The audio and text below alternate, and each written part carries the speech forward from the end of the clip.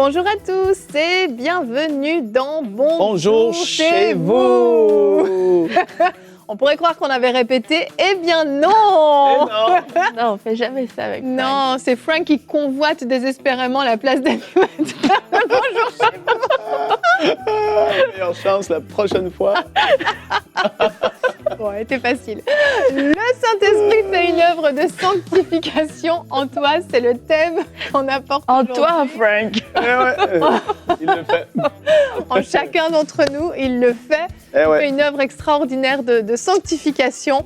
Et il nous permet d'avancer dans cette sanctification et de demeurer surtout dans la sanctification.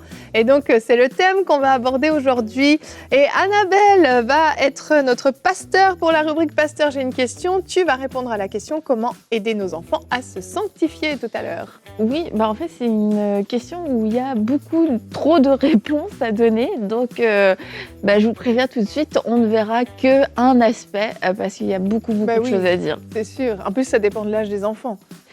Voilà, ça en rajoute encore plus. Tu n'y avais pas pensé, hein? Non, donc ça va être une réponse incomplète, très incomplète, mais quand même, Voilà. on va y arriver. Je vais assumer.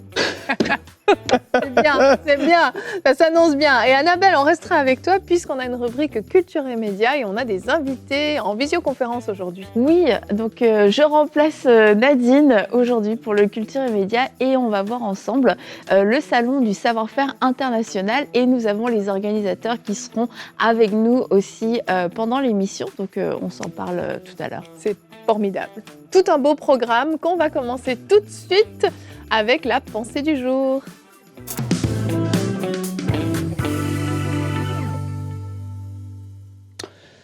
La pensée du jour aujourd'hui concerne la sanctification, parce que c'est le thème de l'émission. Jusqu'ici, on est d'accord. Et c'est important, quand on parle de sanctification, de comprendre que le Seigneur veut l'opérer à plein niveau. Et je me rappelle de l'anecdote, une petite histoire pour vous tous qui regardez cette émission.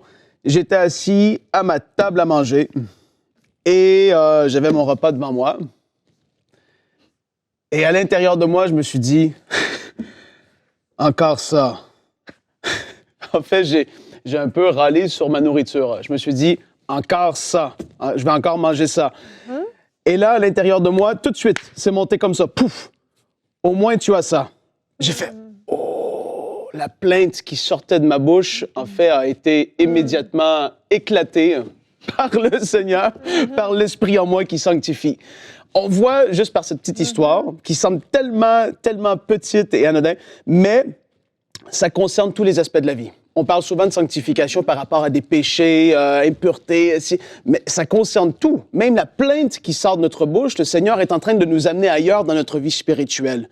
Parce que on est son temple. Ne savez-vous pas que votre corps est le temple du Saint-Esprit qui est en vous, que vous avez reçu de Dieu et que vous ne vous appartenez point à vous-même, car vous avez été rachetés à un grand prix. Glorifiez donc Dieu dans votre corps et dans votre esprit qui appartiennent à Dieu.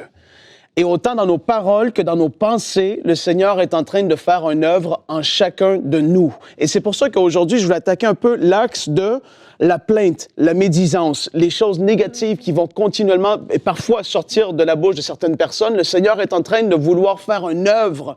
Et alors qu'on est là, et qu'on reçoit sa parole, et qu'on reçoit sa, je vais le dire comme ça, sa correction. Il nous enseigne, il nous corrige par sa parole, il nous corrige par le fait qu'il nous reprenne comme il le fait dans ma propre vie. Il le fait plusieurs fois comme ça. Tu es sur le point de dire quelque chose et tu t'es arrêté parce que tu as la pensée qui vient. Et Annabelle m'a déjà vu vivre cela. Annabelle, tu m'as déjà vu retenir des paroles. Et tu dis, parce que la chair veut s'exprimer. Et ta frustration et ta colère veut sortir. Et là, soudainement, tu te dis, non, le Seigneur m'appelle à vivre une vie supérieure à ça. Il m'appelle à parler différemment. Il m'appelle à penser différemment.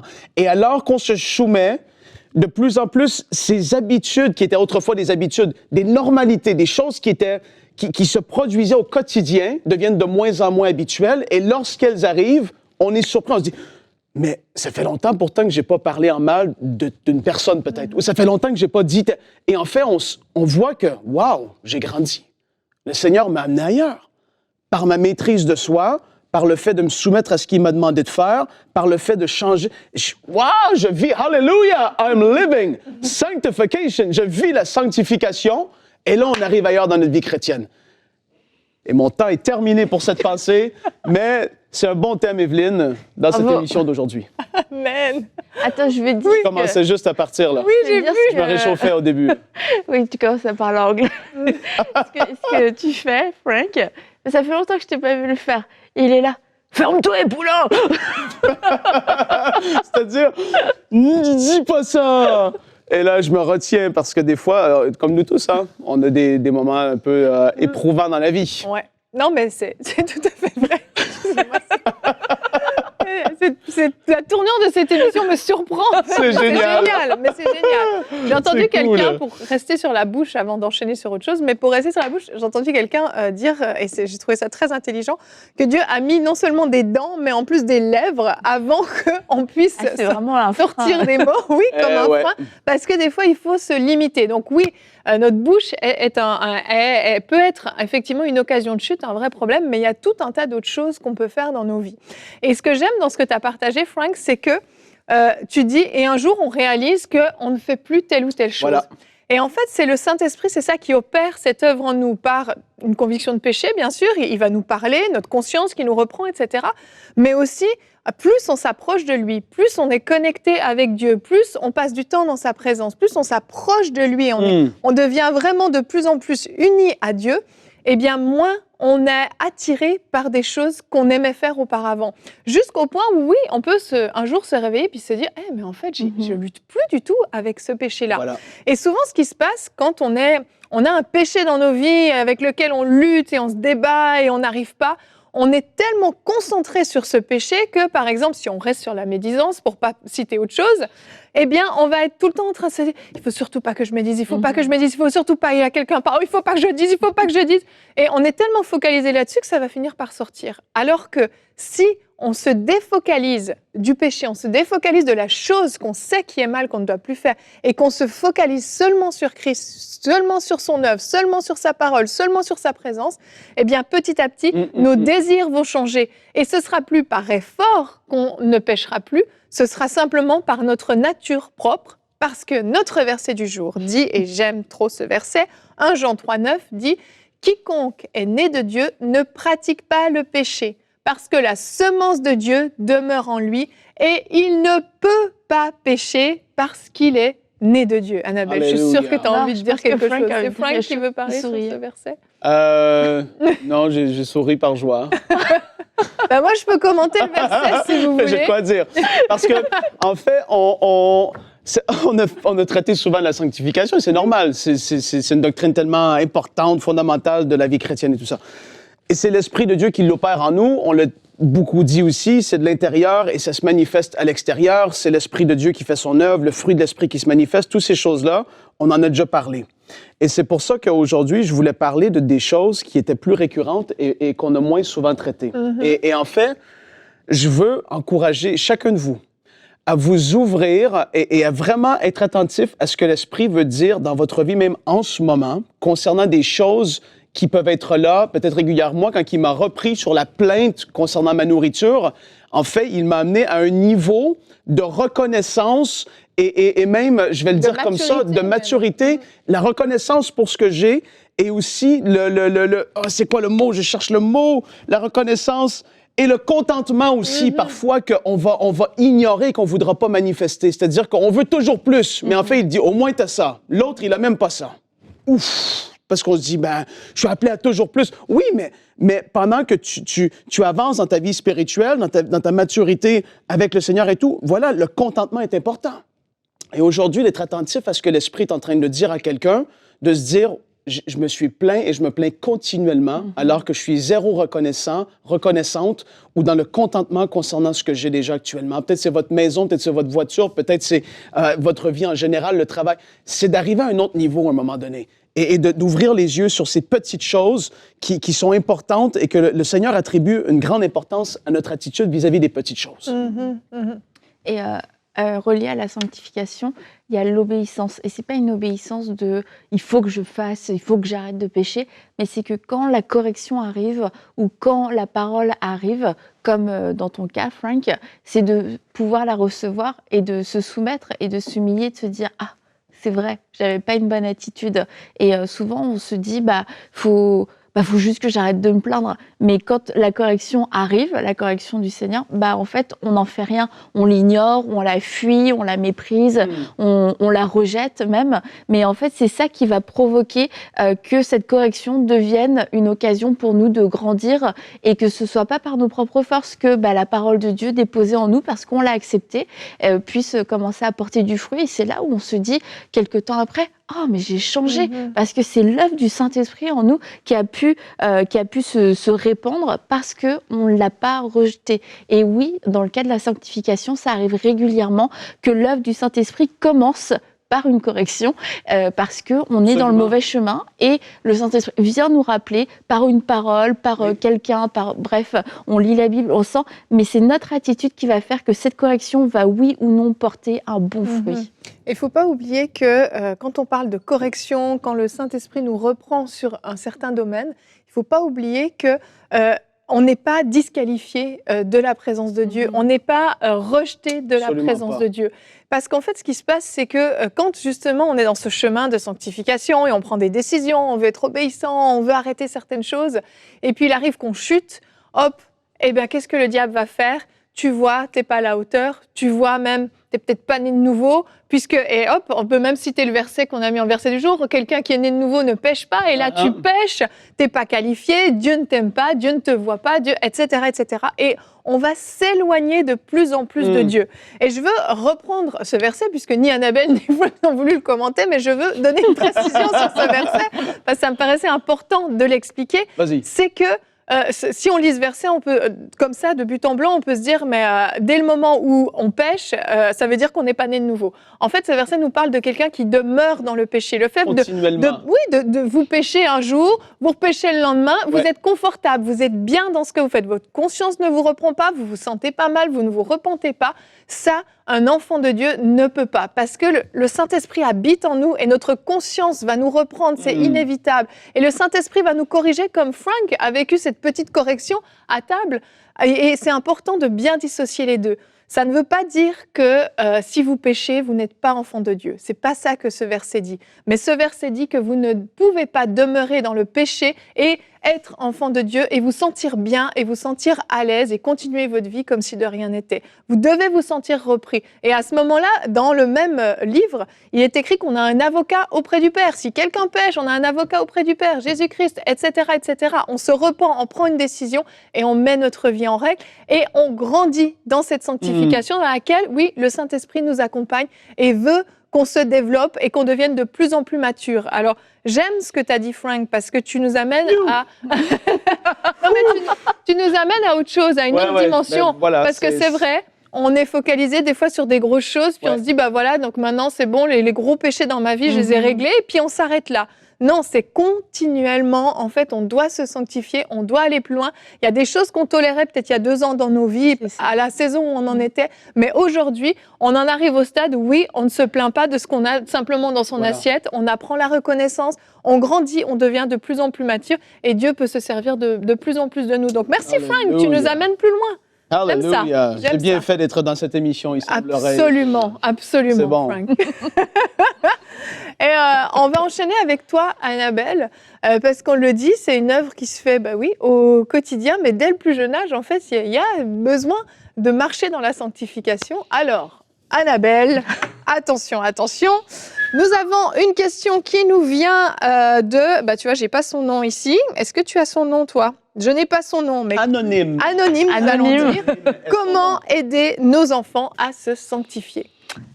C'est Aurélie du Canada qui nous envoie la question. Merci la régie du Canada. Franchement, c'est vraiment une grosse question et j'ai l'impression que c'est le genre de question, on aimerait qu'on nous donne les 3 règles qui font que c'est bon, c'est sûr, nos enfants vont marcher dans la sanctification et ne seront jamais souillés par le péché. Sauf que nos enfants sont des êtres libres qui seront libres de faire leur propre choix. Donc en tant que parents, on va faire tout ce qu'on peut, on va faire confiance au Seigneur, on va les enseigner. Alors il y aurait tellement de choses à dire, comme je l'ai dit, puis il y aura aussi des conseils pratiques à donner, mais j'ai voulu De focaliser. C'est ça, sur 2 points qui, pour le coup, correspondent à tous les âges. Super. Et je pense aussi sont la base même de choses pratiques qu'on peut mettre en place par rapport à nos enfants. Mais avant de vous donner ces 2 bonnes choses, j'aimerais parler d'une, c'est qu'on ne va pas enseigner à nos enfants la sanctification par la peur. Et c'est quelque chose qu'on peut faire vraiment facilement. On les aime, nos enfants. On veut tellement pas qu'ils soient dans le péché que, et puis quelquefois, nous-mêmes, on a vécu des choses. On veut pas qu'ils revivent les mêmes choses. Et en fait, c'est pas la foi qui nous anime et c'est pas l'amour pour Dieu, c'est juste la peur. On a peur que ça leur arrive. Et je vais lire ce passage dans Job, dans Job 1 au verset 5. Ouais, c'est ça. Les fils de Job se rendaient visite les uns aux autres et organisaient chacun à leur tour de rôle un festin et ils invitaient leurs 3 sœurs à manger et à boire avec eux. Une belle famille unie qui se rassemble, mais ils faisaient la fête et Job ne savait pas ce qui se passait dans ces soirées-là. Donc, par crainte, la Bible nous dit quand les jours de festin étaient passés, Job faisait venir ses fils pour les purifier. Il se levait de bon matin et offrait un holocauste pour chacun d'eux. On peut se dire, bon, pourquoi pas. En effet, il se disait, peut-être mes fils ont-ils péché, peut-être ont-ils offensé Dieu dans leur cœur. Voilà ce que faisait toujours Job. Et en fait, là, on voit que Job était dans la peur. Peut-être qu'ils ont fait quelque chose de mal et peut-être que quelque chose de mal va arriver. Et en fait, ça va nous faire mettre tout un système d'éducation basé sur la peur où il va y avoir beaucoup de règles, quelquefois de la suspicion, du soupçon, etc. Et ça ne va pas aider nos enfants à se sanctifier ni à s'approcher de Dieu. Ça va juste mettre des règles et qui vont leur dire le péché c'est mauvais et ça pourrait leur donner même envie de savoir c'est quoi le péché, c'est quoi ce truc qui fait si peur à mes parents. Donc, ça étant dit, parce que c'était quand même très important, 2 points sur lesquels on peut s'axer pour aider nos enfants à marcher dans la sanctification. La première, le premier, ça va être au niveau de l'identité. Et Evelyne, je vais reprendre le verset du jour. Je ne voulais pas en parler. Dans 1 Jean 3, verset 9. Quiconque est né de Dieu ne pratique pas le péché parce que la semence de Dieu demeure en lui. Il ne peut pas pécher parce qu'il est né de Dieu. Et en tant que parents, nous avons ce devoir de transmettre et d'enseigner à nos enfants qui ils sont. Et on doit leur enseigner, écoute, tu n'as pas été créé pour pécher. Le péché peut te donner envie, mais tu vaux tellement plus que ça. Tu es une créature, tu as été créé à l'image de Dieu et de pouvoir le transmettre à nos enfants dès leur plus jeune âge et de leur rappeler au fur et à mesure qu'ils grandissent, non, tu as été créé pour la sainteté, tu as été créé pour la pureté. De leur rappeler ça, en fait, ça élève les standards, ça élève leur désir de sainteté, même s'ils ont des tentations, parce qu'ils se disent, oui, le péché est tentant, mais le péché, c'est quand même sale. Le péché, c'est quelque chose qui va venir me salir, et ma chair a envie de pécher, mais je sais que je vaux plus que ça. Et d'élever vos enfants avec leur identité, une identité de royauté, pour qu'ils sachent qui ils sont réellement et qu'ils n'ont pas été créés pour le péché, c'est quelque chose qui va être déposé dans leur cœur et partout où ils vont aller, ils vont s'en rappeler. Et la deuxième chose, c'est de leur enseigner leurs valeurs et aussi l'amour de Dieu qui est relié à leurs valeurs. Et je vais pas tout lire le passage parce qu'on n'a pas le temps aujourd'hui, mais dans 1 Corinthiens 6, je vais juste lire au verset 19, « Ne le savez-vous pas, votre corps est le temple du Saint-Esprit qui est en vous et que vous avez reçu de Dieu et vous ne vous appartenez pas à vous-même. » Et on peut enseigner à nos enfants qu'ils sont le temple du Saint-Esprit et leur montrer, mais t'imagines, Dieu, tu es le temple de Dieu, tu es le temple de Dieu, il a choisi de faire son habitation Alléluia. En toi. Est-ce que tu peux te permettre, est-ce que en tant que temple de Dieu, tu peux te permettre d'aller te souiller, d'aller pécher, etc. Particulièrement peut-être pour les jeunes par rapport à la pornographie, la sexualité, la masturbation, et bien plutôt que de focaliser nos yeux, le péché c'est mal, oh là là, attention, attention, le diable, mais de leur rappeler leurs valeurs, leur rappeler leur identité, leur rappeler l'amour que Dieu a pour eux, et bien en fait c'est quelque chose qui va les attirer vers Dieu et ça va pas juste les repousser du péché, leur faire fuir du diable, le diable est méchant, c'est de s'approcher de Dieu et alors qu'ils vont s'approcher de Dieu, il y a toute la suite va suivre en fait aussi, ils poseront les bonnes questions, ils voudront eux-mêmes se sanctifier et du coup notre travail à nous sera plus simple, donc leur enseigner leur identité, leurs valeurs et l'amour de Dieu. Merci, excellent Bravo, Annabelle, bravo. magnifique. Oui, Ouais. c'était un marathon, mais tu l'as super bien Assez fait. complet. Ah, mince. Assez complet. J'ai oublié de prendre des pauses. Bravo, quand je parlais. Annabelle. Putain. T'inquiète pas, les gens ont respiré à la Ok, fin de ta pardon. Écoutez en 0,75. Merci Annabelle, on reste avec toi puisqu'on va maintenant passer à notre rubrique Culture et Médias.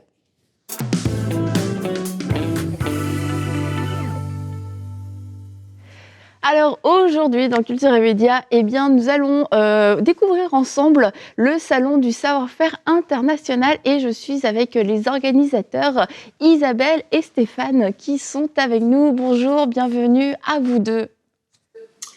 Bonjour, bonjour Annabelle, merci de nous recevoir sur votre plateau. Nous sommes très heureux d'être là, n'est-ce pas? Tout à fait, c'est un grand plaisir. Bonjour à toute l'équipe. Alors, vous êtes sur le point de lancer la 8e édition du Salon international du savoir-faire, et je le dis tout de suite, qui aura lieu le 10 et 11 juin à Bruxelles, donc la 8e édition. Alors, dites-nous, c'est quoi le Salon international du savoir-faire, le Salon du savoir-faire international des chrétiens entrepreneurs? Dites-nous tout ce qui se cache derrière ce titre.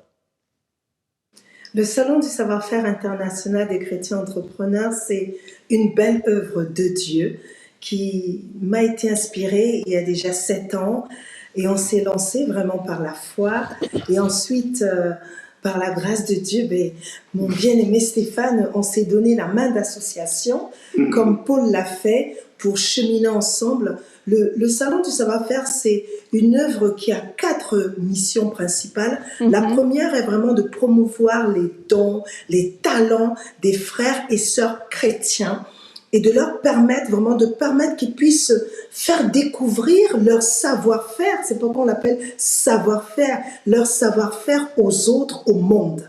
Et la seconde vision du salon, c'est vraiment de permettre aux chrétiens, encore une fois, et je précise aux chrétiens parce que tous les exposants, sans exception, sont chrétiens.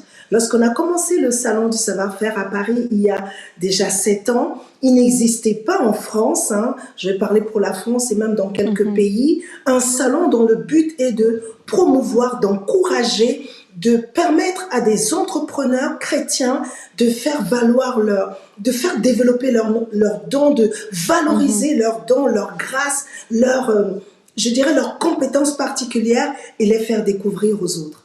Et le Salon du savoir-faire également s'ouvre à tout le monde en tant que visiteurs, c'est-à-dire que les visiteurs sont chrétiens et non chrétiens, et les visiteurs viennent à ce salon non seulement pour découvrir de très beaux stands, un savoir-faire de qualité avec des grâces qui sont véritablement, je dirais, pas innées, mais que ces entrepreneurs ont travaillé, et aussi ce que je pourrais rajouter par rapport à ces visiteurs qui viennent découvrir le salon, ils rencontrent vraiment des exposants qui ont de réelles valeurs, des valeurs à leur transmettre.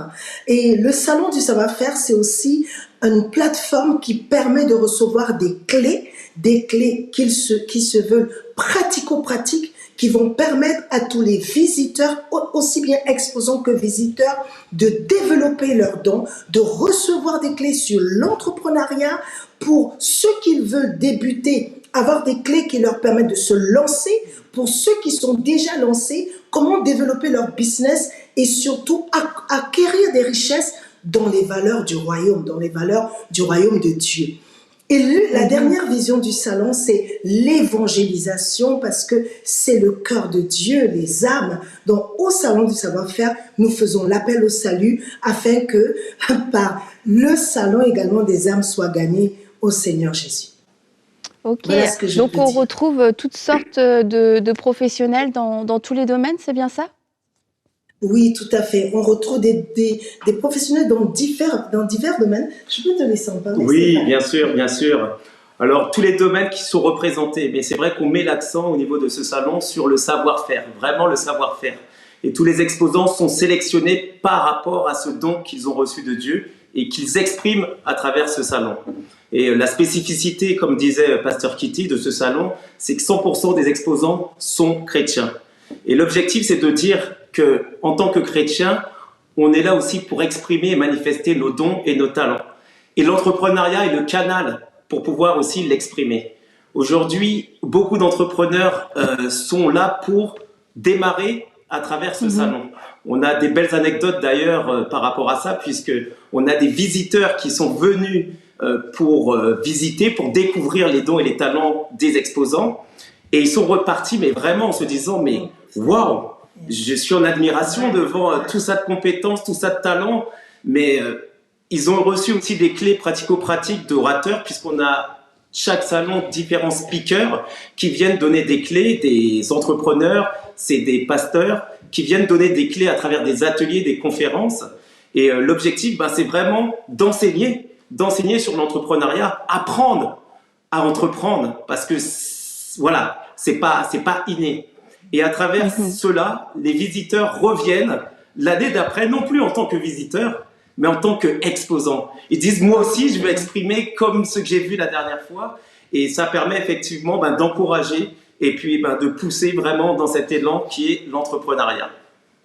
Merci beaucoup Isabelle et merci Stéphane. Donc la 8e édition, c'est bientôt le 10 et 11 juin à Bruxelles et il y a toutes les informations sur le site le salon du savoir-faire.com. Donc le salon du savoir-faire.com, vous avez toutes les informations pour participer à ce salon, peut-être en tant qu'exposant encore, mais aussi en tant que visiteur pour cette 8e édition. Merci Isabelle encore. Merci Stéphane pour votre participation et puis que le Seigneur puisse vous encourager et vous bénir dans ce qu'il vous a confié. Merci beaucoup pour cette invitation. Merci. Au revoir, à bientôt. Que Dieu vous bénisse. À bientôt, au revoir. Merci Annabelle, merci beaucoup pour cette présentation. Et nous allons nous retrouver demain. Demain, notre thème sera comment obéir promptement à une direction divine. Et nous aurons une rubrique C'est mon histoire avec Romain qui est venu nous partager comment Dieu l'a appelé à tout quitter pour partir à Madagascar. Peut-être cette histoire vous dit quelque chose. On l'a déjà reçu dans la rubrique Culture et Médias. Et bien demain, il vient nous raconter son témoignage. Donc ne manquez pas cette émission. Merci beaucoup à tous les deux. Merci Evelyne. Et surtout, bonjour chez vous.